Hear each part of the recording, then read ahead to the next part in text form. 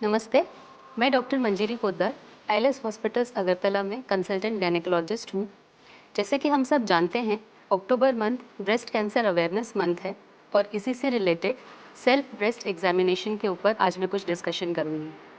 Self breast examination एक बहुत ही vital tool है जिससे ब्रेस्ट में होने वाली एबनॉर्मेलिटीज़ को हम जल्दी डिटेक्ट कर सकते हैं और इसी से ट्रीटमेंट आउटकम्स भी इम्प्रूव कर सकते हैं। सेल्फ ब्रेस्ट एग्जामिनेशन एक बहुत ही सिंपल मेथड है जो हर फीमेल अपने घर के कंफर्ट में बैठ कर के खुद ही कर सकती है। इसको करने के लिए कुछ प्री रिक्विजिट्स है। फर्स्ट थिंग इज, मंथ में कोई एक फिक्स टाइम पे आपको ये एग्जामिनेशन करना है। आप प्रेफर कर सकते हैं कि पीरियड्स ख़त्म हो जाने के बाद आप इसको करेंगे।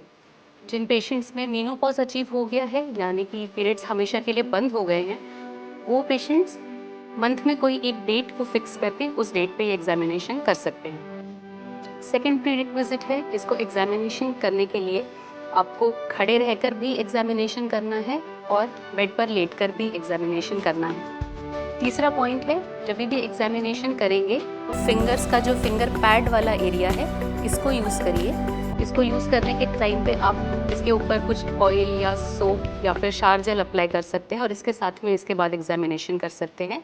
And last and the most important thing is, breast examination तो कंप्लीट आपको करना ही है, उसके अलावा एक्जिला या आर्मपिट वाला जो एरिया है इसको भी हमको चेक करना पड़ता है।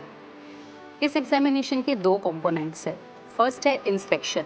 इंस्पेक्शन का मतलब है सिर्फ आंखों से देखकर एग्जामिनेशन करना।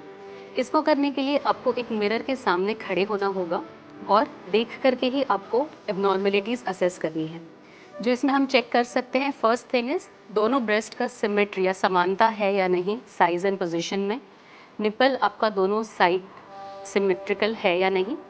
कोई ऑब्वियस लंप, कोई एकदम से देखी जाने वाली कोई गांठ है जिसकी वजह से साइज़ का डिस्टॉर्शन हो गया है, या फिर जो स्किन है उसमें कहीं रेडनेस है, या निपल इन अंदर की तरफ चला गया जिसको इन्वर्टेड निपल बोलते हैं, या निपल से कोई ऑब्वियस डिस्चार्ज है।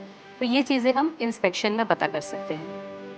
सेकेंड कंपोनेंट इज, जिसको हम पैल्पेशन कहते हैं। पैल्पेशन मतलब हाथ से एग्जामिनेशन करना। इस पार्ट के एग्जामिनेशन के लिए आपको बेड पर लेटना होगा। राइट ब्रेस्ट अगर आप एग्जामिन करना चाहते हैं तो राइट शोल्डर के नीचे एक पिलो को रखिए। लेफ्ट हैंड के मिडिल 3 फिंगर्स के फिंगर पैड से आप एग्जामिनेशन करिए। एग्जामिनेशन करने के लिए light pressure, firm pressure apply करिए। अप एंड डाउन मूवमेंट और सर्कुलर मूवमेंट भी होना चाहिए। इस एग्जामिनेशन को करने से हमें पता चलेगा कि ब्रेस्ट में कोई पेनफुल एरियाज तो नहीं है या फिर कोई ऑब्वियस लंप या गांठें तो नहीं है।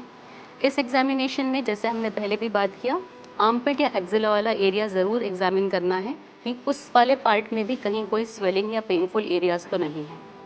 ये दोनों कंपोनेंट का एग्जामिनेशन करने से अगर आपको किसी भी तरीके का कोई एबनॉर्मेलिटी पता चलता है तो अपने डॉक्टर के पास जाकर के आपको तुरंत इसका आगे एग्जामिनेशन करना चाहिए, ताकि कोई एबनॉर्मेलिटी होने से उसका ट्रीटमेंट आप जल्दी से जल्दी कर पाएँ।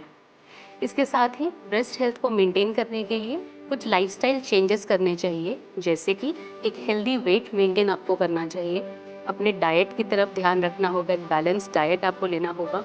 रेगुलर एक्सरसाइजेस करिए और किसी भी तरीके की एडिक्शंस, स्पेशली स्मोकिंग और अल्कोहल से अपने आप को दूर रखें। आशा करती हूँ ये इन्फॉर्मेशन आपके काम आएगा। Thank you.